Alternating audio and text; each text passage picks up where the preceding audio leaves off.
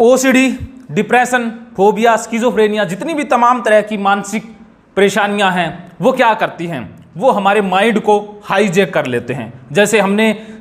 जैसे TV news में सुना होगा कि जो टेररिस्ट हैं या कोई अन्य किडनैपर है उसने हवाई जहाज़ को हाईजैक कर लिया और वो पायलट को निर्देश देते हैं कि इधर लेके चलो, इधर लेके चलो। वो मार्ग से कुमार्ग पर ले जाते हैं और एक फिरौती की रकम मांगते हैं। ओसीडी, डिप्रेशन और बाकी मानसिक रोग भी हाईजैकर हैं जो माइंड को हाईजैक कर लेते हैं और जो पायलट है हमारी बुद्धि उसको निर्देशित करते हैं कि ये करो, वो करो, सही गलत का फैसला करने ही नहीं देते हैं। और मनचाही जो फिरौती की रकम है वो ओसीडी, डिप्रेशन जो हाईजैकर है वो क्या लेता है, जो रिचुअल है, डरना है, वो उसकी फिरौती की रकम है, वो लेते ही वो कुछ देर के लिए शांत हो जाता है।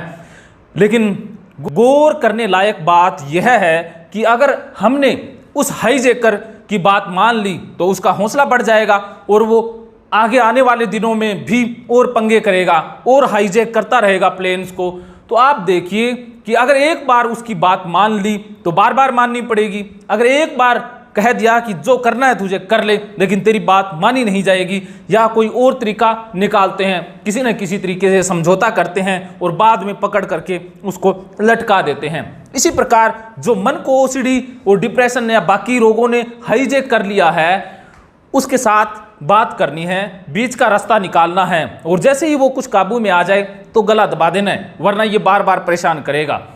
तो इसका कब्जा छुड़ाना है। अब अगर हमें सही लगने लग जाए कि हाईजैकर सही है, वो सब कुछ सही कर रहा है, उसी का धन्यवाद करने लग जाएं और हाईजैकर के साथ मिल जाएं तो कभी भी फैसला हो ही नहीं पाएगा और हाईजैकर ही पैदा हो जाएंगे दुनिया में। तो कभी भी हाईजैकर का साथ ना दें, उसके खिलाफ जंग छेड़ दें। कई बार समझौता करना पड़े तो कर लिया, लेकिन गला उसका दबाना है, वरना वो फिर से उठेगा और फिर से हाईजैक करेगा। इसी तरह से ये ओसीडी, डिप्रेशन हैं जिनसे दोस्ती अच्छी नहीं है, इनका तो समय रहते गला दबाना ही होगा, वरना ये बाद में फिर से माइंड को हाईजैक कर लेंगे। जैसे जहाज को हाईजैक करने के बाद कितना कबाड़ा हो जाता है, लेकिन माइंड को कोई हाईजैक कर ले तो कितना कबाड़ा होता है, इसका तो अंदाजा लगाना ही मुश्किल है। तो माइंड का कब्जा छुड़वाना है ओसीडी, डिप्रेशन या तमाम अन्य मानसिक रोगों से, तो हमें जरूरत है ज्ञान की। और ज्ञान कहाँ से मिलेगा? ज्ञान मिलेगा मार्गदर्शक से, जिसने या तो कब्जा छुड़ाने पर महारत हासिल की हो या जिसके पास बहुत सारे माइंड कंट्रोल के टिप्स हों या हाईजैकर के माइंड को कंट्रोल करने के टिप्स हों। उसकी मदद से ही हम इस हाईजैकर से पीछा छुड़वा सकते हैं। तो ओसीडी, डिप्रेशन से पीछा छुड़वाने के लिए जो साइकोथेरेपिस्ट हैं, काउंसलर हैं, वो मदद करते हैं, वो हेल्प करते हैं। अगर ये हाईजैक वाली बात खाने में बैठ गई तो बल्ले बल्ले, नहीं बैठी तो थल्ले थल्ले, फिर भी थल्ले थल्ले को बल्ले बल्ले में बदलने के लिए आप ऑनलाइन ऑफलाइन साइकोगुरु टीम से बात कर सकते हैं। आप rajendrajodhpuria.com वेबसाइट पर रिटर्न में टिप्स पढ़ते हैं कब्जा छुड़ाने से संबंधित। इसके लिए मैं आपका आभारी हूँ। मन बात नहीं सुनता, हम सुनवाएंगे। परेशान करता है, हम समझाएंगे।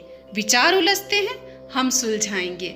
इस मन को फिर से शांत रहना सिखाएंगे। मन से फिर से आपकी दोस्ती करवाएंगे। साइकोगुरु टीम है हर पल आपके साथ, करवाएगी फिर से मन से आपकी बात। महकेंगे फिर से जीवन में खुशियों के रंग, जब साइकोगुरु टीम होगी आपके संग।